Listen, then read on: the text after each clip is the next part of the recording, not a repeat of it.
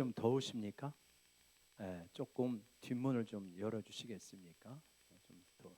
에어컨 틀기는 좀 그렇잖아요. 11월 달에 그죠? 근데 좀 하시는 것 같습니다.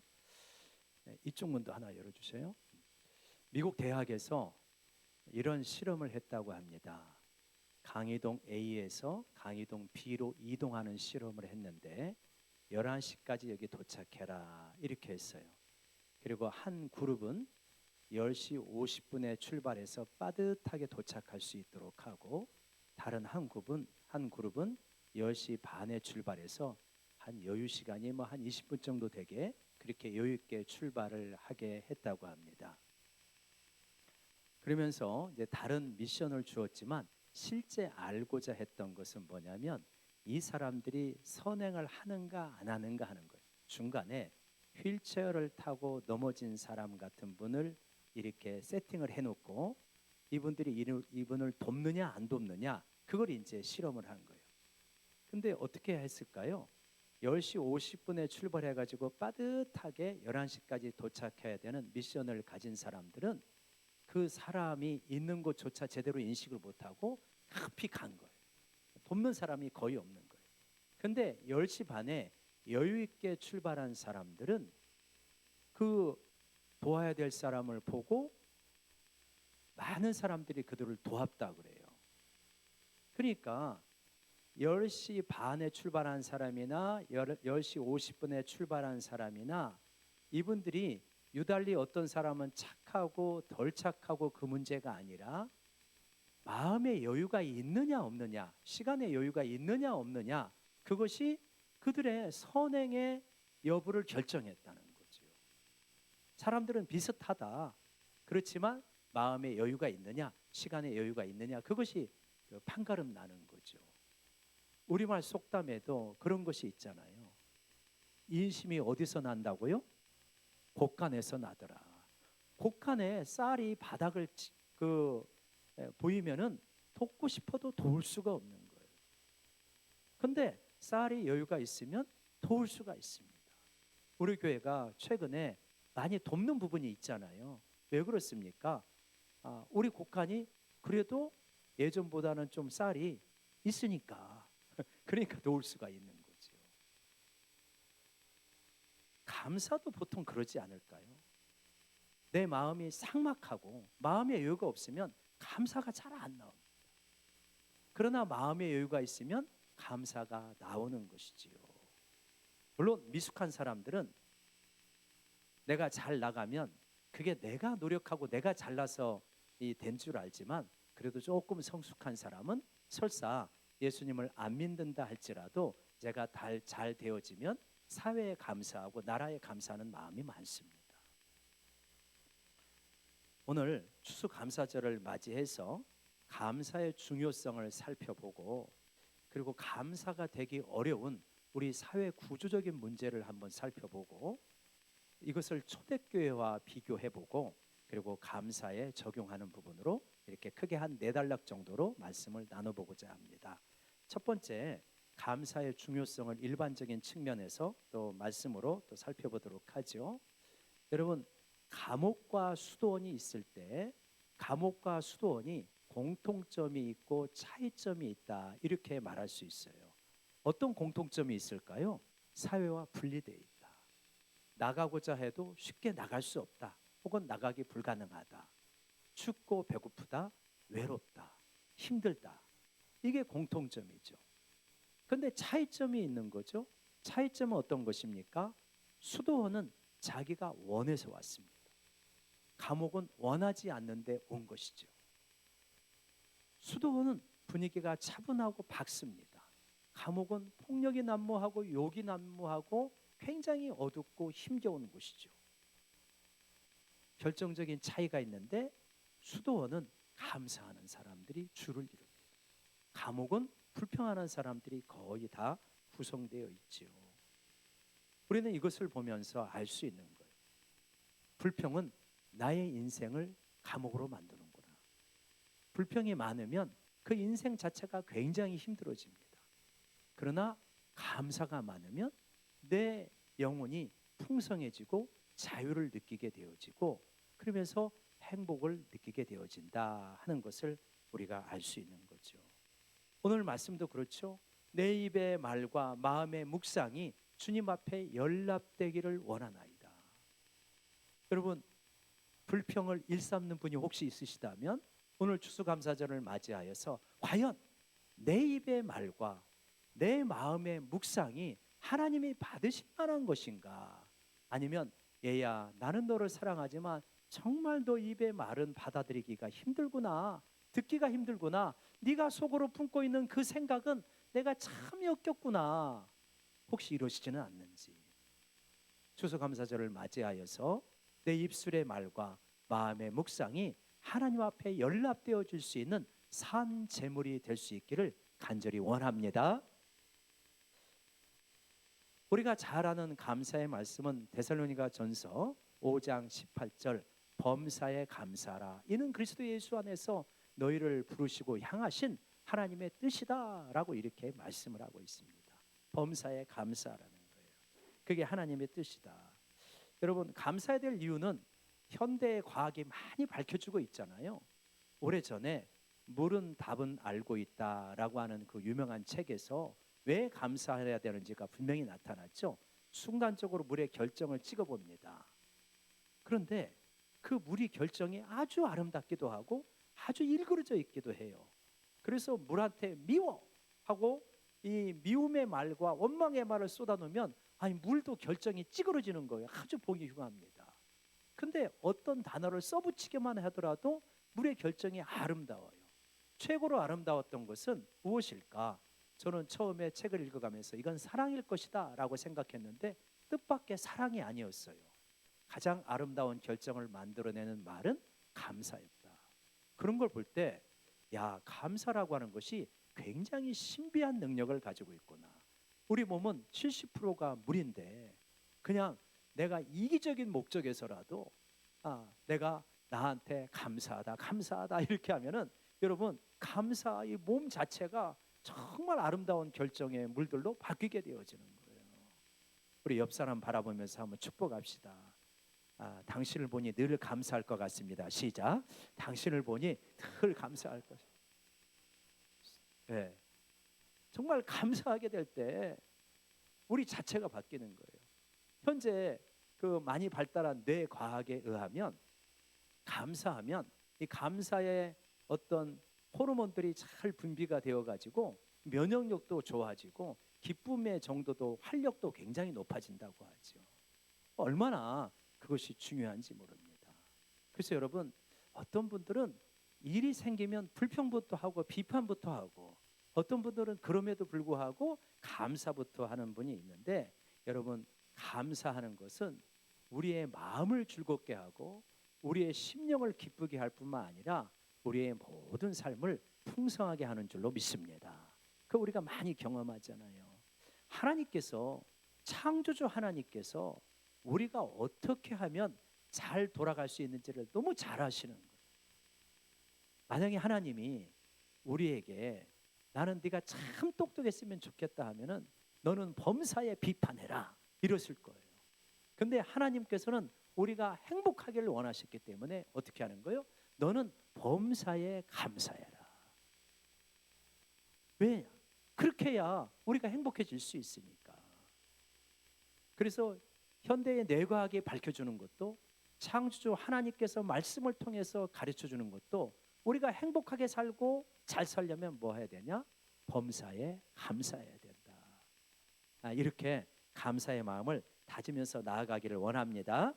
자, 그런데 오늘날 우리가 살아가고 있는 이 사회는 그렇게 감사하기가 쉽냐? 그렇지 않은 측면들이 많다. 젊은이들은 우리 사회를 가리켜서 헬조선이다라고 하는 굉장히 부정적인 말을 사용하고 기성세대는 그런 말을 들을 때마다 굉장히 속상해합니다.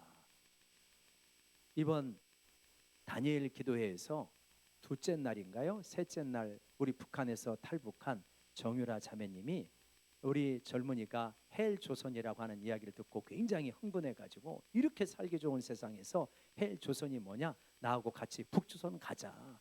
북조선 가면 거기는 헬조선이 아니라 헬 자체다. 뭐 그런 말을 해가지고 우리들이 막 웃으면서 이렇게 참 시원한 맛도 느꼈지만, 그러나 젊은이들이 생각이 없어서 헬조선을 그냥 헬조선이라고 할까? 그렇지는 않겠죠. 느껴지는 것을 어떡합니까? 근데 왜 그런가? 저도 그 말을 굉장히 싫어하지만 가만히 생각해 보니까 정말 우리가 고쳐야 될 측면들이 많이 있구나 하는 것을 느꼈어요. JTBC에서 차이나는 클래스에서 우리나라의 교육 문제를 강연을 하였던 김누리 교수라는 분이 있습니다. 그래서 김누리 교수가 우리 한번 보여주시면, 경쟁 교육은 야만이다라고 하는 이제 그러한 이 책을 썼는데, 이 김누리 교수가 거기서 이런 이야기를 해요. 조금 인용을 해보겠습니다. 한국의 고등학생들하고 일본의 고등학생들하고 대조를 하는데, 한국의 고등학생들은 고등학교 시절을 전쟁터와 같이 대부분 기억한다고 하더라고요. 그러면서 옆에 있는 짝꿍을 어떻게 인식을 하느냐? 한국의 고등학생들은 나의 경쟁자다. 내가 얘를 제껴야 내가 좋은 대학에 들어갈 수 있다. 그렇게 경쟁자로 여긴다는 거예요. 그래 얼마나 이게 안타깝습니까? 상대적으로 일본의 고등학생들은 그러면은 어떻게 인식하느냐? 서로의 꿈을 실현해 갈 수 있도록 돕는 서포터다. 이렇게 인식을 한다는 거예요. 참 그 얘기를 들으면서 얼마나 마음이 아픈지.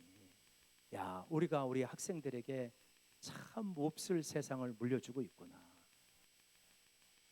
이렇게 경쟁에 익숙한, 그래서 중고등학교 시절을 늘 경쟁하면서 그렇게 달려온 아이들, 경쟁하기 때문에 여유가 없기 때문에 주변의 사람들에게 선행을 베풀 만한 여유도 없는 거죠. 그래서 이렇게 계속해서 경쟁을 해가지고 승자가 된 엘리트들은 마음속에 어떤 이 기질을 담게 되냐면, 그러한 품성을 갖게 되냐면 오만함을 갖게 된다 그래요. 오만합니다.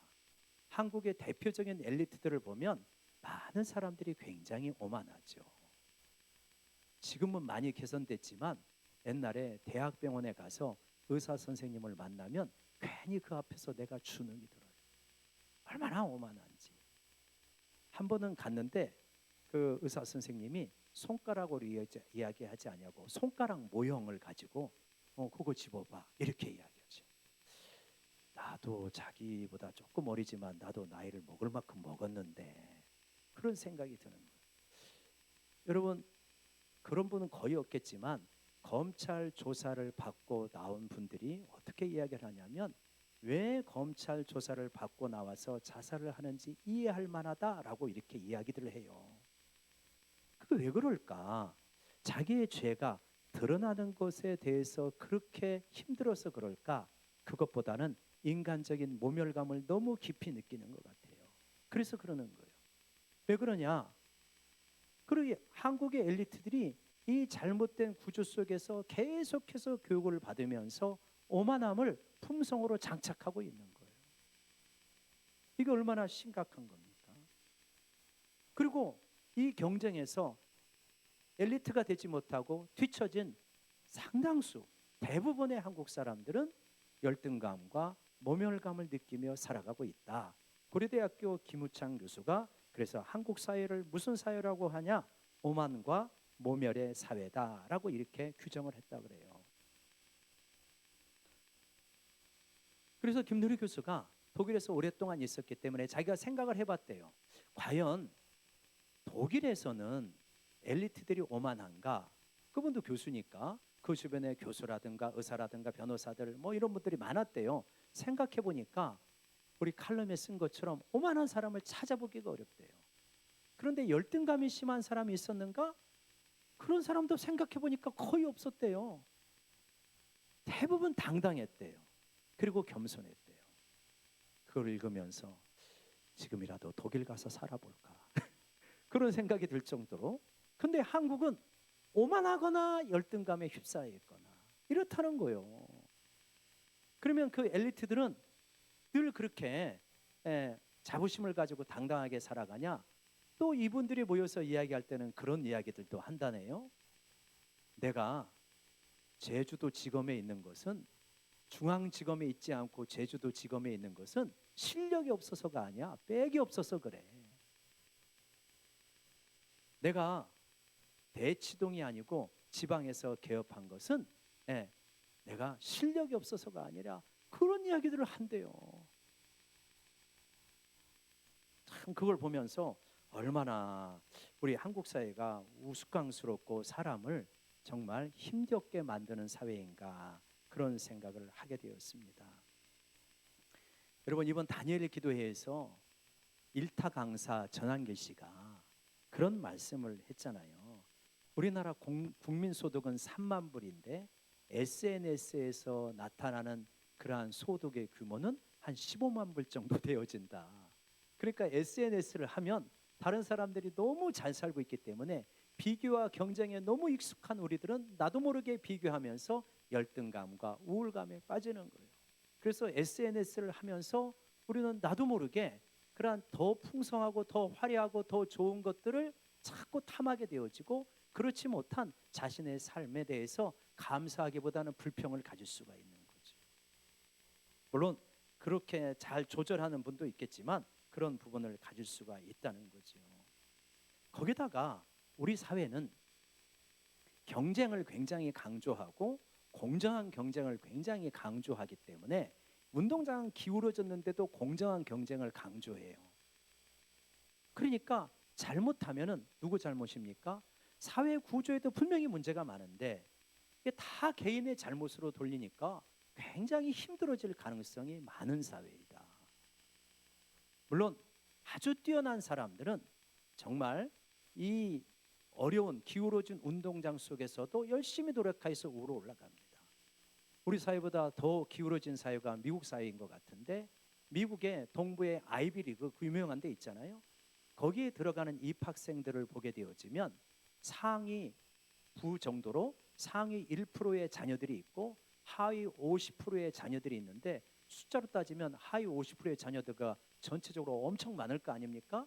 그러나 실제로 들어가는 것은 상위 1%의 자녀들이 훨씬 더 거기를 들어간다는, 마이크 샌델이라고 하는 사람이 이야기한 내용을 인용해서 그렇게 말합니다.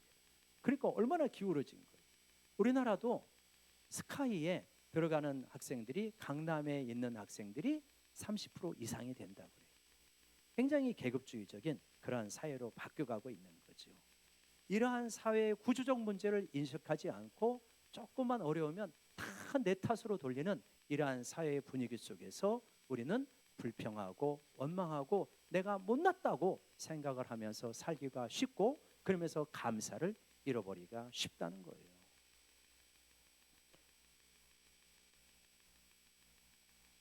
그런데 여러분, 우리 초대교회 성도들은 어떠했을까? 이거를 한번 제가 적용을 해봤어요. 초대교회 성도들은 로마라고 하는 아주 세계 최강의 제국이 주변의 열강들을 다 지배를 하면서, 그러면서 정말 그 사회는 오만과 모멸의 사회였습니다. 로마인들은 모든 특권들을 다 누리면서 이 피지배적인 이러한 계층들을 아주 억압하고 그렇게 살아가죠. 순종하면 대우해 주지만 그렇지 않으면은 잔인하게 짓밟아 버리는 게 로마의 제국 아니었습니까? 그러니까 그 대부분의 지배를 당하는 그러한 사람들이 하나님을 믿고 예수 그리스도의 백성이 되었는데, 그렇게 되어지니까 어떻게 하겠어요? 모멸감을 느끼며 살아갈 수밖에 없는 거죠, 초대교인들이. 그런데 초대교인들의 우리 역사가 나타나는 사도행전과 서신서를 쭉 읽어보면, 야, 초대교인들은 정말 열등감 덩어리야, 굴욕적으로 살아가고 있어, 그런 거 느낍니까? 전혀 못 느낍니다. 그렇게 모멸감을 받으면서 살아갈 수 있는 삶 속에서도 어떻게 저렇게 초대교인들은 당당하게 그렇게 살아갈 수 있을까? 뭔가 그 사회가 요구하고 있는 가치관, 소위 말하는 패러다임, 이게 완전히 바뀌어버린 사람들이에요. 그러니까 로마 사회 속에서 성공하려고 하고 그 경쟁 속에서 앞서가려고 한다면 굉장히 많이 경쟁해야 되고 군인이 돼야 되고 사람들을 짓밟아야 되고 뭐 그렇게 해야 성공할 수 있겠죠. 그런데 진정으로 예수 그리스도를 믿은 초대교회의 성도들은 이러한 구조 자체를 초월해서 살아갑니다. 이러한 로마 사회가 강요하는 오만과 모멸의 사회 구조가 아니라 하나님 예수 그리스도가 이 땅에 오게 하신 하나님의 나라 천국을 갈망하면서 살아가기 때문에 그들은 굴욕감을 느끼지 않고 열등감에 시달리지 아니하고 오히려 주인을 긍휼히 여기면서 하늘나라를 바라보며 살아간 줄로 믿습니다. 우리 예수님이 그렇게 말씀하셨어요. 누가 오리를 억지로 가게 하거든 십리를 가게 하라. 이게 로마의 분위기 속에서 나온 겁니다. 로마의 배경 속에서. 이게 무슨 말이냐? 로마는 군사국가잖아요. 그러니까 군인들이 많이 이동하고 군 장비를 이동할 일이 많습니다. 그러니까 군인은 로마의 법은 뭐냐면 그 지배하는 여러 백성들이 있잖아요. 그 사람들한테 명령을 해서 너 이 물건 이 병장기 저쪽으로 옮겨. 어디까지? 오리까지 옮길 수가 있어요. 그거는 불법이 아니었습니다. 근데 오리를 넘어가면 불법이 되는 거예요. 그 상황 속에서 예수님이 말씀하시는 거예요. 누가 너를 로마의 병사가 억지로 오리를 가게 하거든 너 억지로 그거 들지 말아라. 어떻게 해라? 기꺼이 십리까지 가져라. 아니 예수님 어떻게 이 상황에서 이렇게 말씀하시죠? 너는 로마 사회 속에서 지나가는 나그네야. 너의 진정한 시민권은 어디에 있다? 하늘나라에 있다. 그들 역시 불쌍한 이 사회 구조 속에서 고통받고 있는 구원받아야 될 대상에 불과하다. 그러니 너희는 이 로마 사회의 오만과 굴욕의 사회의 가치관을 따라서 살아가는 것이 아니라 영원한 하늘나라의 기준을 가지고 너희는 살아가라. 그래서 그들이라 할지라도 오리를 가자 하면 십리를 가게 해주라 라고 이렇게 말씀하시는 완전히 다른 차원의 삶, 이 시대를 초월한 뭔가 초월적인 삶을 우리에게 보여주고 있는 것이죠. 여러분 우리가 되게 힘들어할 수 있는 그러한 부분들이 있는데 뭐냐면 우리가 질병에 대한 두려움이 우리를 힘들게 하고 불안하게 하고 고통스럽게 합니다. 일본에 시미지 켄이라고 하는 의사가 있습니다. 이 사람은 어떤 사람이냐면 정신종양을 해요. 종양 그러니까 암 전문 의사인데 정신을 다뤄요. 그러니까 뇌 암을 다루는 게 아니라 암에 걸린 사람의 정신 세계를 상담하고 돌보고 치유해주는 그분이 4천여 명의 암 환자를 상담을 하고 그러면서 어떻게 내가 살아갈 수 있는가 하는 것들을 쓴 책이 1년 후 내가 이 세상에 없다면 이라고 하는 책이에요. 근데 그 내용을 제가 말하려고 하는 게 아니라 그 내용 중에 이런 이야기가 나와요. 2017년도 일본의 통계인데 거기 한 번 더 엔터해 주세요. 2017년도 일본 암연구진흥재단의 통계인데 거기 한번 클릭해 주시면 그러면 일본 사람이 사는 동안에 암에 걸릴 확률이 남성은 62%예요. 여성은 47%라고 그래요. 깜짝 놀랐어요. 일본이 이렇게 암 환자가 많은가? 근데 이렇다면 무슨 말이에요? 일본 우리도 뭐 일본이나 우리나 이제 생활 규모가 거의 비슷해져 가잖아요. 그럼 무슨 말이냐면 우리 가족 가운데 암에 안 걸린다는 거는 거의 불가능하구나 이런 말이에요. 4명이 살아가거나 5명이 살아가는. 그죠? 아니 사는 동안에 내가 평생 사는 동안에 이 정도 통계라고 한다면 그러니까 얼마나 불안하겠습니까? 항암하고 그때가 얼마나 고통스럽고 힘겨운 거예요. 이런 속에서 살아가고 있는데 또 다시 한번 초대교인들로 가보면 초대교인들은 2000년 전에 1900년 1800년 전에 살아가면서 전염병이 로마 제국을 강타한 적이 몇 번 있습니다. 그러면 로마의 엘리트들 그 오만하고 잘난 체 잘하는 로마의 엘리트들은 다 도망가는 거예요. 별장이 있으니까 제사장도 그러한 어떤 장군도 귀족들도 다 도망갑니다. 그래서 병들어 죽어가는 사람들을 그냥 다 팽개치고 가족도 팽개치고 노예는 말할 것도 없고 다 도망가는 거예요. 근데 안 도망가는 사람들이 있습니다. 누구냐? 초대교회 그리스도인들이에요. 그들은 로마로부터 핍박을 받고 엄청난 박해를 받지만 도망가지 않습니다. 오히려 그들을 돌봐요.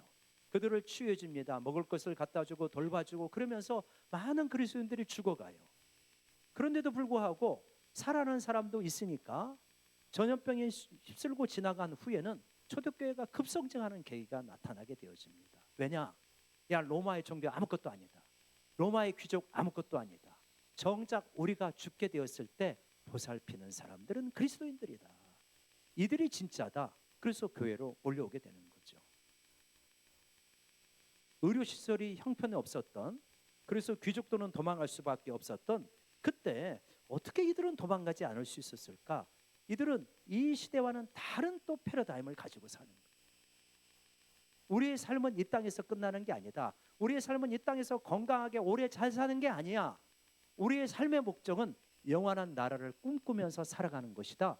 완전히 로마인들하고는 다른 새로운 패러다임을 가지고 있기 때문에 그들은 환자 곁에서 죽어가면서도 다른 사람들을, 평소에 자신들을 박해했던 사람들을 도울 수가 있었던 것이다. 우리가 그거를 알 수 있는 것이죠.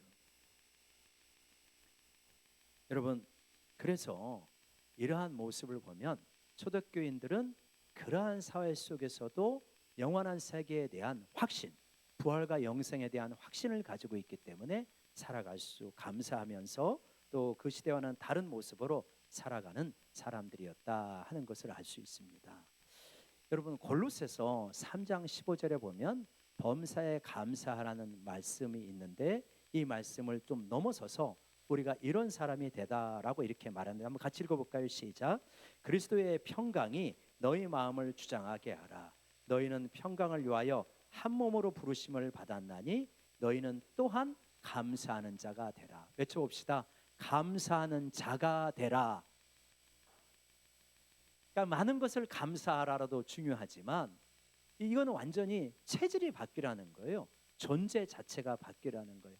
감사하는 존재가 되어라 라고 이렇게 말씀을 하십니다.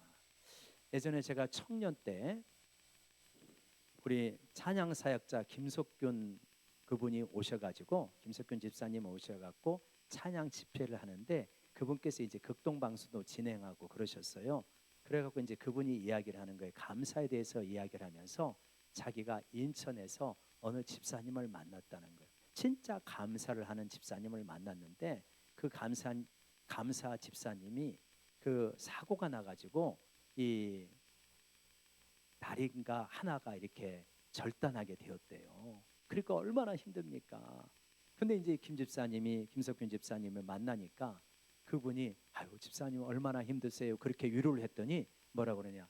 그래도 집사님 다른 쪽 다리가 남아 있으니까 감사하지요. 그러는 거예요. 그러니까 사람들이 아멘 하는데 저는 청년이니까 사고가 좀 날카롭고 삐딱하잖아요. 에이 아닌 것 같은데, 저 억지 같은데, 그런 생각이 드는 거예요. 아니 한쪽 다리가 절단됐는데 어떻게 다른 쪽 한쪽 다리가 있다고 그게 감사가 될까?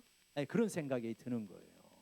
근데 이제 쭉 신앙생활을 하면서 이제 장년이 되어지니까 감사를 쭉 해오신 분이라면 그럴 수도 있겠다, 그런 생각이 이제 좀 들더라고요. 이번 주에 제가 이제 폴더폰 작은 걸 가지고 있으니까 딸이 그게 아유 그러다가 눈 나빠진다고 이제 큰 폰을 이제 사줬어요. 그래가지고 이렇게 보는데 한 달도 안 됐어요. 근데 이번 주에 점심을 먹고 이제 교회에 들어왔는데 아예 핸드폰이 없는 거예요. 그래가지고 아무래도 이상하다 해가지고 이제 급히 이제 식당을 가가지고 주차장을 보니까 그 자리에 차가 있는데 차 밑을 보니까 아무래도 거기 혹시 떨어진 것 같은 느낌이 드는 거예요.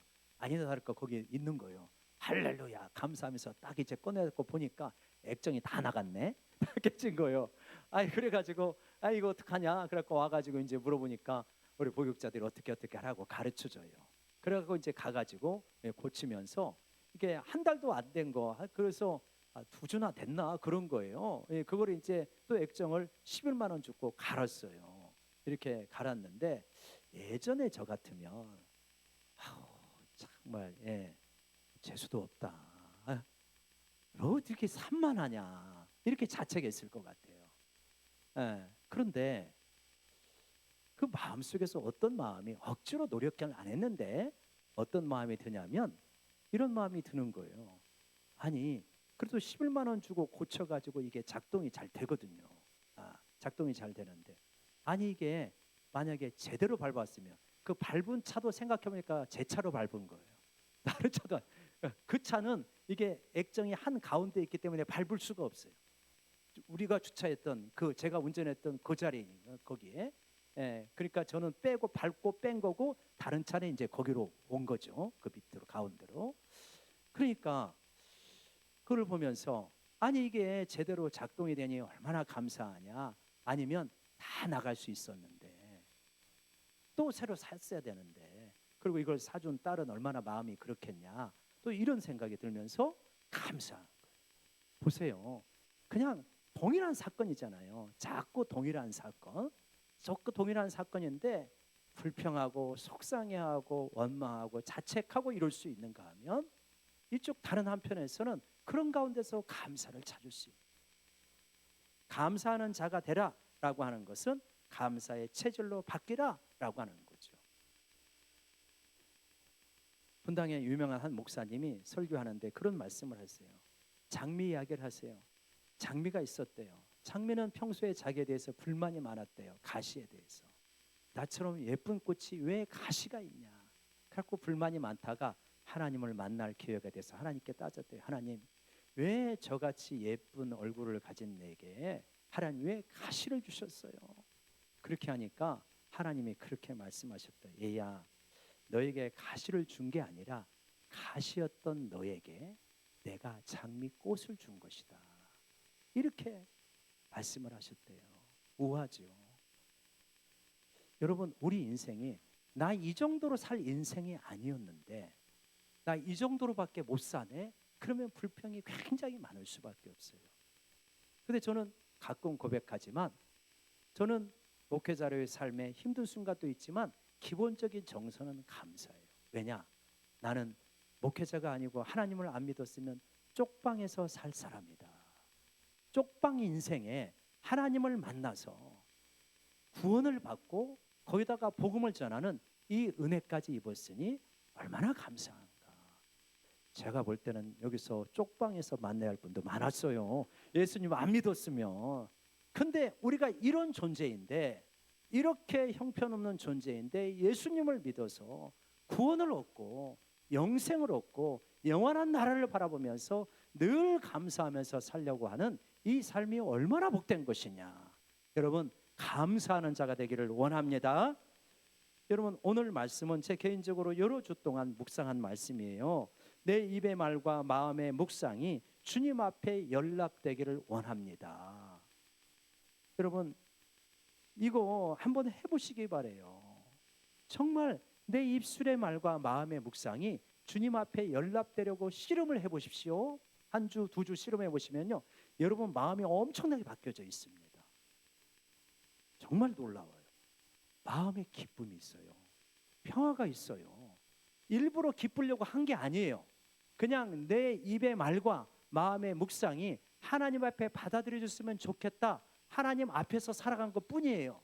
근데 마음속에 기쁨이 온다니까요. 평강이 넘친다니까요. 반대로 이야기해 볼게요. 내 입술의 말과 마음의 묵상이 하나님이 도저히 받아들이기 어렵다. 그렇게 한번 살아보십시오. 어쩌면 그렇게 살아왔는지도 몰라요. 그러면요, 여러분 마음이 굉장히 힘드실 거요. 굉장히 거칠어 있을 거요. 아마 어떤 분은 정말 사는 게 아니다, 이런 지경에서 사는지도 몰라요. 왜냐? 내 입술의 말이 늘 불평이야. 늘 원망이야. 심지어는 욕도 많이 해. 미워하는 것도 많이 해. 시기 중상, 남 험담하는 것도 많이 해. 이 입술의 말을 가지고 살아가는데 어떻게 그 마음에 천국이 임할 수 있겠냐고요. 불가능해요. 불가능해. 여러분, 내 마음의 묵상이 하나님이 도저히 받아들일 수 없는 음란한 생각, 악한 생각, 미워하는 생각, 불평과 원망, 이걸로 가득해 보십시오. 여러분, 천국이 아니라 지옥이 따로 없을 거래요. 그래서 시인은 시편 19편에서 창조의 세계를 바라보고 우리를 놀랍게 변화시키는 말씀을 묵상하면서 깨닫는 거예요. 하나님, 내 입술의 말과 마음의 묵상이 하나님 앞에 연락되기를 원합니다. 그게 가장 복된 거예요. 여러분, 하나님도요, 이스라엘 백성이 광야에서 불평할 때 그들을 내치십니다. 그들을 사랑하지만 내치셔요. 여러분, 문제를 무시하라는 게 아니에요. 사회 구조의 원인과 또 우리 어떤 가정이나 교회의 문제를 다 무시하고 무조건 그냥 문제의식이 하나도 없이 감사하는 자가 되라, 그 말이 아니에요. 문제는 직시하죠. 문제는 직시하지만 감사하는 자가 되라. 여러분이 만약에 불평이 가득하다면 우리의 가정은, 여러분의 가정은 굉장히 어두울 것입니다. 볼 것도 없어요. 어두워요. 여러분, 불평이 가득하다면요, 불만과 불평이 가득하다면 안타깝지만 하나님께서 여러분을 못 사용하세요. 사용하고 싶어도 못 사용하세요. 사랑하는 아들아, 나는 너를 위하여서 독생자를 내어주기까지 사랑했는데 너는 왜 이렇게 불평과 원망이 많냐? 불평이 많으면 하나님이 못 사용하세요.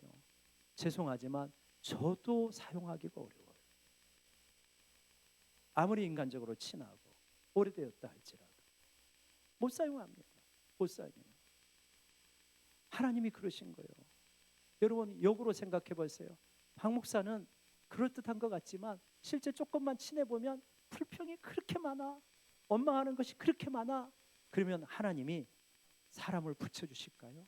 안 붙여주실 거예요. 나는 네 곁에 양을 보내기가 무섭다. 너 때문에 양 시험 받을까 봐 무서워서 나는 못 보낸다. 그러시지 않겠어요? 똑같아요. 똑같아요. 불평하는 삶, 원망하는 삶, 미워하는 삶, 남의 험담하는 삶, 여기에 천국은 없습니다, 여러분. 하나님이 사용하기 어렵고요, 복받기 어렵습니다. 그래서 여러분, 감사하는 자가 되기를 간절히 부탁드립니다. 그게 우리 성도님들이 잘 되는 길이에요. 여러분, 우리는 이 사회, 이 시대를 본받지 말고 이 시대를 거슬러 살아가야 되는데, 우리가 예전에 제자도 할 때 첫 번째 제목이 뭐였냐면 불순응이었어요. 불순응. 이 시대를 거슬러 살아가야 된다는 거였어요. 우리가요, 불평이 많다는 거는 이 시대에 너무 순응적으로 살아가는 것이라고 저는 생각을 해요. 오만과 모멸을 강요하는 사회 속에서 엘리트가 되지 못했기 때문에, 뛰어난 어떤 사람들이 되지 못했기 때문에 열등감이 가득하고 불평이 가득한 것은 뭐냐면 순응적인 삶입니다. 사회에 순응하면서 살아가는 거예요. 굉장히 똑똑한 것 같지만 사회에 농락당하면서 살아가는 것이다. 오히려 우리는 오만과 모멸을 강요하는 사회에서 이 사회를 거슬러 살아가면서 우리가 우리의 진정한 실체인 영원한 하나님 나라를 바라보면서 살아가기 때문에 사람들이 나에게 모멸을 강요한다 할지라도 그거를 거부하고, 무슨 소리냐, 우리에게는 영원한 하늘나라가 있기 때문에 나는 범사에 감사하고 존재 자체가 감사하는 존재가 되면서 하나님과 더불어서 하나님 나라를 꿈꾸면서 살아가는 존재다. 이렇게 이 시대에 항거하면서 살아갈 수 있는 우리 모두가 되기를 원합니다. 그래서 내 입술의 모든 말과 마음의 묵상이 감사로 가득하게 될 때 하나님이 기뻐 받으시는 거예요. 하나님이 기뻐 받으시고 우리 인생에 천국을 이루어 주시고 복도 넘치게 주시리라 믿습니다. 우리 같이 한번 기도했으면 좋겠어요. 하나님, 솔직히 한번 여러분 가운데 그런 분 있으면 하나님 앞에 깊이 회개하시기 바래요. 하나님, 저도 모르게 불평 체질이에요. 원망 체질이에요. 불평과 원망이 가득한 사람이에요. 이거 회개하고 하나님 감사하는 체질로 바뀌고 감사하는 존재가 되기를 원합니다. 우리 같이 한번 말씀 적용하면서 잠시 기도하는 시간 갖겠습니다. 하나님 아버지, 우리가 하나님이여 정말 불평도 많고 원망도 많은 이러한 사회 속에서 살아가고 있습니다. 하나님이여 저희를 긍휼히 여겨주시고 우리가 이 사회를 본받지 말고 마음이 새롭게 된 존재로 살아갈 수 있도록 도와주셔서 아버지 하나님, 영원한 나라를 맛본 자요, 영원한 나라를 꿈꾸는 자로 하나님이여 불평하고 원망하고 미워하고 험담하는 것이 아니라 감사하고 소중히 여기며 살아갈 수 있도록 주님이여 도와주시옵소서.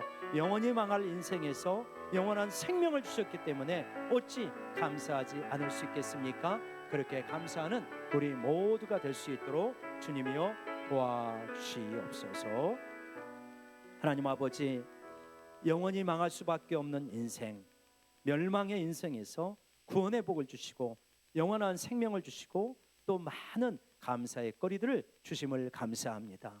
원래 꽃이 아니요 원래 가시였는데 하나님이여 가시 같은 인생에 하나님이여 아름다운 꽃들을 인생의 곳곳에서 우리 가운데 베풀어 주심을 감사합니다. 그 마음을 가지고 하나님 앞에서 살아갈 수 있도록 도와주시옵소서. 예수님의 이름으로 기도드리옵나이다. 아멘. 찬송가 588장 찬양하면서